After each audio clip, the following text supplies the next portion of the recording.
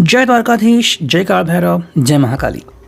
तो आज टॉपिक है चेंज इज कमिंग, बदलाव आ रहा है। ओके ये हमारा topic and we are doing the reading. We have 3 objects over here. पहला है ये tarot and rest 2 are the oracle. ठीक है, अब बदलाव आ रहा है का मतलब क्या है? कई बार हम स्टक होते हैं, मतलब एक ही परिस्थिति में अटक के फंस जाते हैं या फिर कहीं पे गुम हो जाते हैं। हमें नहीं समझ में आता कि भी करे तो क्या करे, what will be the exact way out, right. तो यहाँ पे जो बात जाननी बहुत इम्पॉर्टेंट है वो ये है कि बदलाव कब आ रहा है, कैसे आ रहा है, क्यों आ रहा है, किस लिए आ रहा है, कोई ला रहा है या फिर अपने आप आ रहा है। ठीक है, इन सारे सवालों के जवाब ढूंढने की कोशिश हम करेंगे इस रीडिंग में। So let's first connect with the tarot. एक कलेक्टिव रीडिंग है। ठीक है, तो जितनी भी रीडिंग की अंडरस्टैंडिंग आपसे कनेक्ट होती है आप उसको एक्सेप्ट कर सकते हो, आप उससे कनेक्ट हो सकते हो, आप उस रीडिंग से जुड़ सकते हो। So let's connect to it. देखते हैं भाई हमें कितने कार्ड्स मिलते हैं। 1 2 3, ठीक है, 4 5 6। तो आज के रीडिंग में सिर्फ 6 ही कार्ड मिले, ना 7 और ना 9। मैं पहले सारे कार्ड्स ले लेता हूँ, ठीक है, ताकि हमारी लिंक डिस्टर्ब ना हो। चलो 1 2 3 4, इसमें से 4 कार्ड आ गए। और अब देखते हैं फाइनली एनर्जी ओरेकल से हमें क्या रीडिंग मिलती है। ठीक है, let's connect to it. 3 card आ गए, ये आ गया चौथा कार्ड, 5वां, 6वां कार्ड। ठीक है, so 6 cards are there overall from the energy oracle. So let's connect, देखते हैं हमें क्या रीडिंग मिलता है। ठीक है, I hope you could see the cards clearly.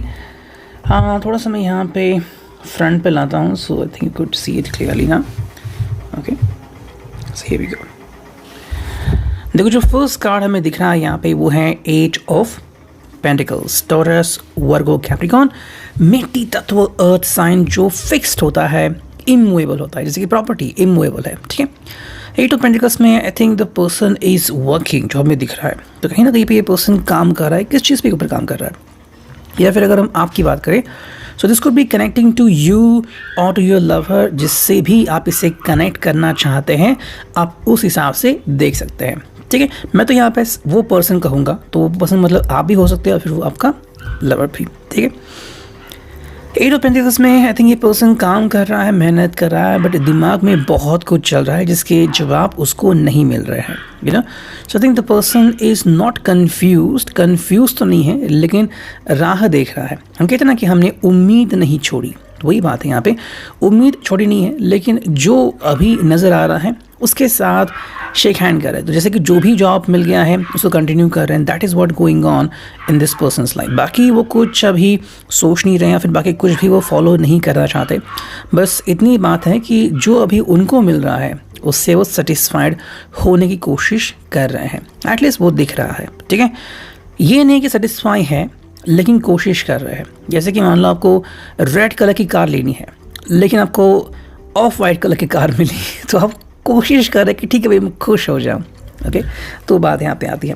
Second जो कार्ड है वो है द हर्मिट। तो शुरुआत यहाँ पे हमें दिखती है कन्या राशि का है साइन वर्गो, एंड यहाँ पे हमें क्या देते हैं द हर्मिट, मतलब यहाँ पे चेंजेस आ रहे हैं। हर्मिट एक ऐसा कार्ड है जहाँ पे हमें अंडरस्टैंडिंग मिलती है कि क्या हम सच में सही हैं, क्या हम गलत हैं, क्या हम सही राह पे हैं या फिर हम गलत संगत पे हैं। ठीक है, मैं आपको एक एग्जांपल देता हूँ, इस चीज़ से वो बहुत क्लियर हो जाएगा। मान लो कोई नफ़रत की आग में जूझ रहा है, बहुत ही फिल्मी डायलॉग है, किसी को बहुत गुस्सा आ गया, गुस्से में उसने मान लो खुद का फ़ोन लेके फेंक दिया और फोड़ दिया फ़ोन। अब जब वो शांत होगा 5-10 मिनट के बाद, तो जो उसने किया है, मान लीजिए महंगा फ़ोन था 20, 25, 30, 40 हज़ार का, वो तो गया, वो रिपेयर नहीं होने वाला। और मान लो किसी और का है तो और भी चीज़ें कॉम्प्लिकेट हो जाएगी, राइट। तो ये तब हुआ जब उसने अपने आप के ऊपर कंट्रोल नहीं रखा। हार्मिट तब आता है जब ये पर्सन गुस्सा होने ही वाला है, मतलब ये उसके पहले की निशानी है। तब हर्मिट की एंट्री होती है जब हर्मिट आपको साइंस देता है। हाँ, अब इस साइन को एक्सेप्ट करना या नहीं वो बाद में रखता है। जैसे कि यू कुड फील कि भाई बहुत से ऐसे दोस्त आते हैं या फिर बहुत से ऐसे लोग जो आपको समझाते हैं कि ये मत करो, इनकी संगत ना करो वरना तकलीफ हो जाएगी। अगर आप सुनते हो तो your life will be like gold, नहीं सुनते it will be like lesser value. ठीक है, तो वो बात हमें यहाँ पे नज़र आ रही है। थर्ड जो कार्ड है वो है the high priestess. So that is another sign. I think कहीं ना कहीं पे काफ़ी अच्छे की तरफ जा रही है आपकी ये अंडरस्टैंडिंग, लेकिन कैसे जाएगी? मेरे हिसाब से काफ़ी सारी उम्मीदें आपको मिलने वाली है। हाँ, लेकिन यहाँ पे एक क्वेश्चन ज़रूर होगा कि ये पर्सन उसमें से किस उम्मीद पे विश्वास कर रहा है। मान लो आपको करियर के 5 चॉइसेस दिए, उसमें से आप कौन सा चॉइस करते हो ये आपके ऊपर है। देने वाले ने आपको 5 चॉइसेस दिए, तो that is up to you ना। तो हाई प्रीस्टेस एक सुनहरा कल है जो मिल रहा है, लेकिन कब मिलेगा? जब आप ये पर्सन मिल के उसके ऊपर काम करेंगे, right? So that is very essential. High priestess का मतलब ये भी है कि हाई मोरल वैल्यू, ऐसी कोई भी गलत चीज़, गलत बात नहीं हो रही है। फॉर एग्जाम्पल, मान लो अगर कोई ऐसा कह रहा है कि बस टाइम पास के लिए किसी साथ कुछ पल बिताना, बिल्कुल नहीं। अगर ये आता है तो हाई प्रीस्टेस नहीं आएगी वहाँ पे, ठीक है? क्योंकि हाई प्रीस्टेस आ गई है तो ये पर्सन ऐसी कोई भी बात नहीं करना चाहिए, और अगर करता है तो ये रीडिंग उसके लिए वहीं पे कट हो जाएगा, ठीक है? नेक्स्ट कार्ड में दिख रहा है यहाँ पे वो है 3 ऑफ सॉर्ड्स। अब 3 ऑफ सॉर्ड्स हाई प्रीस्टेस के बाद आ चुका है। ये क्यों आ गया है? जैसे मैंने कहा कि हमारा जो टॉपिक है change is coming. High priestess मतलब हाई मोरल वैल्यू। अब अगर ये पर्सन किसी इमोरल एक्ट में था, इमोरल मतलब क्या है? जैसे कि मान लो एक को तो कह रहा है कि मैं तुम्हारा ही हूँ, दूसरे को कह रहा है कि नहीं मैं तुम्हारा हूँ, तो इमोरल हो रहा है वो चीज़ें, ठीक है? 3 ऑफ सॉर्ड्स मतलब there is a heart break, ऐसी कोई चीज़ जो शायद इनके दिल को भी तकलीफ पहुंचाएगी। अगर आपको स्पेसिफिकली कुछ सुनना है तो हाँ, थर्ड पर्सन कोई अगर है यहाँ पे, या फिर अगर ये खुद थर्ड पर्सन हो चुके हैं तो वहाँ से एग्जिट करेंगे, ये काफ़ी अच्छी बात है। 3 ऑफ सॉर्ड्स में definitely there gonna be heart break, लेकिन क्यों होगा? बिकॉज कुछ चीज़ें हैं जो सही करनी बहुत ज़रूरी हैं, ठीक है? आप 3 ऑफ सॉर्ड्स को कनेक्ट कर सकते हैं कि मान लो एक प्लेयर ने बहुत मेहनत की है और उसका सिलेक्शन होने वाला है, तभी उसको जॉन्डिस होता है या फिर उसके पैर को चोट लगती है और वो सिलेक्शन मिस करता है। इतने सालों की मेहनत जब वेस्ट जाती है तो वो जो तकलीफ होती है और आंखों से जो आंसू आता है, बिल्कुल वही प्लेस है यहाँ पे 3 ऑफ सॉर्ड्स। ये बहुत इंपॉर्टेंट है बिकॉज इस पर्सन को क्या है अंडरस्टैंड करना, हाई मोरल वैल्यू। अब उसकी ज़िंदगी में हाई मोरल वैल्यूज़ की एंट्री होने लगी है। नेक्स्ट जो हमें यहाँ पे दिख रहा है एंड ये कार्ड है भाई 10 ऑफ कप्स, जो फाइनल कार्ड है वो 9 ऑफ कप्स। दोनों ही कार्ड बहुत ही खूबसूरत है। जब इस पर्सन का हार्ट ब्रेक हो जाएगा तो 2 चीज़ें होंगी, इसको एक्चुअल सेटिस्फैक्शन की वैल्यू पता लगेगी, ठीक है? सेटिस्फैक्शन का मतलब खुश होना कभी भी नहीं होता, there is a huge difference. मान लेते हैं कि कोई मूवी थिएटर में जाके कॉर्नर सीट पकड़ना चाहता है या फिर just to say hi hello and some hugs and kisses, उससे आपको 10 ऑफ कप्स की वैल्यू नहीं मिलेगी। It could be ace of cups और 2 of cups, maximum 3 of cups, that's it, nothing else, ठीक है? ये इतनी सी वैल्यू है कि आपको बस लग रहा है कि हाँ मुझे कुछ तो फील हो रहा है, लेकिन ये फीलिंग वहीं पे चटक जाएगी। 10 ऑफ कप्स में ये परमानेंट फीलिंग होती है जिसको आप सेटिस्फैक्शन कहते हैं, ठीक है? सेटिस्फैक्शन कम्स कि जब आपका दिल कहता है कि मैं इसी को ढूंढ रहा था और अब ये खुशी मेरे अंदर है। हम गलती क्या करते हैं कि हम उस चीज़ के पीछे भागते हैं, लेकिन जब वो खुशी हमारे दिल में समाती है देन हम कहते हैं कि भाई वी आर सेटिस्फाइड। दिल 99% सेटिस्फाई नहीं होता, तो यहाँ पे अगर कुछ सेटिस्फाई होने वाला है 10 ऑफ कप्स से यहाँ पे। अगर मैं यहाँ पे आपको 2 एग्जाम्पल दूँ, चूज़ कीजिए आप। एक बहुत ही खूबसूरत व्यक्ति लेकिन चीट कर रही है, और देखने में बस ठीक ठाक व्यक्ति है लेकिन ऑनेस्ट, आप किसको चुनेंगे? ये आपके ऊपर डिपेंड है। नेक्स्ट कार्ड यहाँ पे वो है 9 ऑफ कप्स। यहाँ पे विशेष आती है। एक बार आपको पता चल जाए, इस पर्सन को पता चल जाए कि मेरे लिए क्या सही है, तो उस हिसाब से आपको आगे बढ़ना है। कई लोग क्या कहते हैं कि भाई मुझे बेस्ट ही चाहिए, ओके? और बेस्ट का मतलब भी वो भूल जाते हैं। बेस्ट का मतलब कभी ये नहीं होता you should be good looking, ये बेस्ट में कभी नहीं आता। क्योंकि आज आपको लग रहा है कि आप बेस्ट हो, कल कोई और आएगा, so who is best then? Not about that one. आप अपने लिए कौन सी बेस्ट वैल्यू प्रैक्टिस कर सकते हो। जैसे कि हम कहते हैं ना कि भाई insurance policy, what is the best insurance policy for you.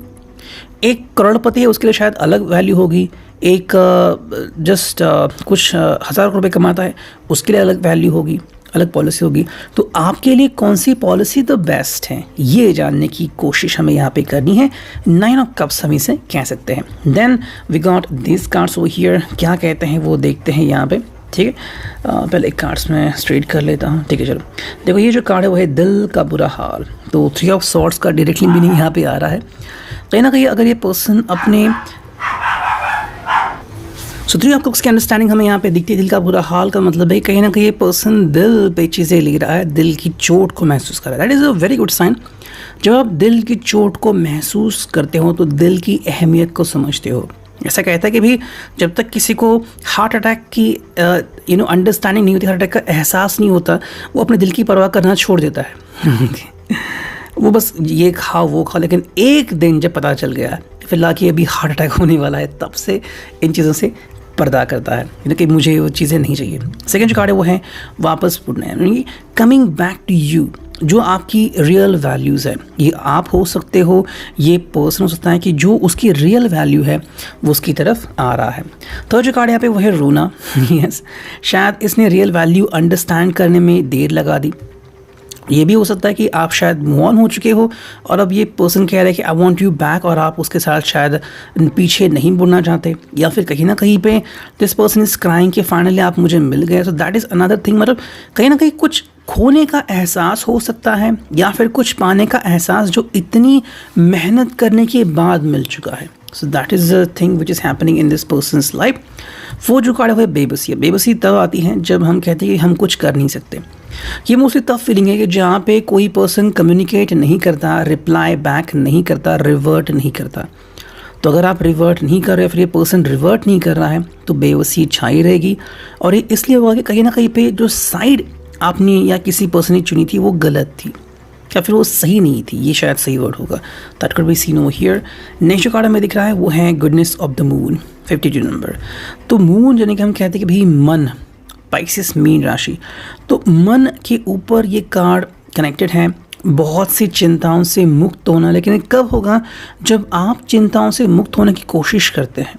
Okay, ये जैसे कि मान लो आपका कोई पर्सन है जो शॉर्ट ड्रेस पहनता है एंड उसके आने जाने का टाइम कोई पक्का नहीं है, इनफैक्ट वो इन्फॉर्म नहीं करता वो कहाँ पे है, then definitely you are worried.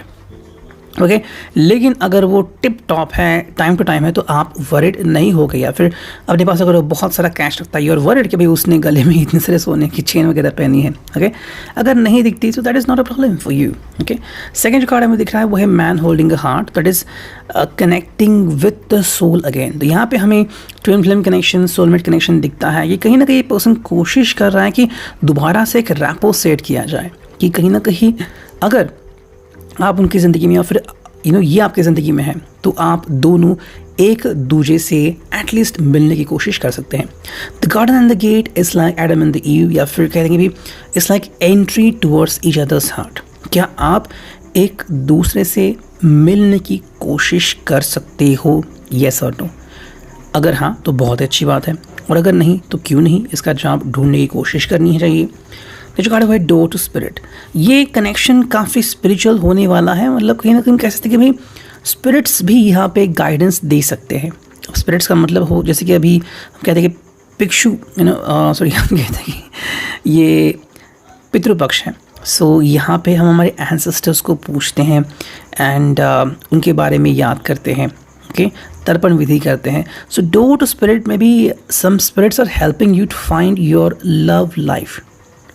अगर आपने लव लाइफ खो दी है या फिर वो जागृत नहीं है, तो जागृत करने की कोशिश भी स्पिरिट्स यहाँ पे कर सकते हैं। नेक्स्ट कार्ड में दिख रहा है वो है फोर्थ चक्र, आर्चएंजल रफेल। जो भी मानते हैं एंजल्स को, that is a sign from the Raphael. Healing है यहाँ पे एंड कनेक्शन है, एंड ये हीलिंग कब होगी? जब हम कहेंगे कि हमारा दिल जुड़ चुका है, तो दिल के ऊपर प्रहार ज़रूर होगा। अगर दिल में चोट है, दिल में खोट है, तो दिल बहुत दर्द करेगा। लेकिन अगर दिल बहुत ही परिपूर्ण है, उसमें कोई खोट नहीं है, वो पक्का है, तो आप यूं ही आगे बढ़ जाएंगे। और जो नेक्स्ट कार्ड हमें दिख रहा है वो है थर्ड चक्र, आर्चएंजल कैमियल। यानी कि भाई यहाँ पे काफ़ी इम्पॉर्टेंट है कि अपनी जो नीड्स हैं वो कंप्लीट करना। वो कब कंप्लीट होगी? जब आपको एक सही व्यक्ति, पार्टनर, लवर मिल जाएगा। ठीक है, जैसे कि मान लो आपके पास अगर सही डिग्री है तो सही जॉब भी मिल जाएगा, लेकिन कई बार ऐसा देखा गया कि डिग्री तो सही नहीं है, डिग्री में बहुत सी खोट हैं and you are expecting a higher dream, वो तो कंप्लीट नहीं हो सकता। तो इसीलिए काफ़ी इंपॉर्टेंट है कि विश तब करो। हमने विश कार्ड देखा था टैरो में, लेकिन उस सबसे लास्ट आ गया था। यहाँ पे भी थर्ड चक्र जो आ गया है वो सबसे लास्ट आ गया है। मतलब इच्छाएं पूरी होंगी, लेकिन कब पूरी होंगी? जब आप बहुत कुछ सीखेंगे कि सही चीज़ से सही उम्मीद की जाए। ओके, फॉर एग्जांपल किसी ने फरारी ख़रीद ली लेकिन रास्ता उबड़ खाबड़ है, तो फरारी का कोई यूज़ नहीं होगा, वो गाड़ी ख़राब हो जाएगी। तो इसीलिए सही जगह पे सही इन्वेस्टमेंट करो, सही व्यक्ति के साथ जुड़ो, तो सही मामला समझ में आएगा। Reading, I hope it will resonate. Thank you.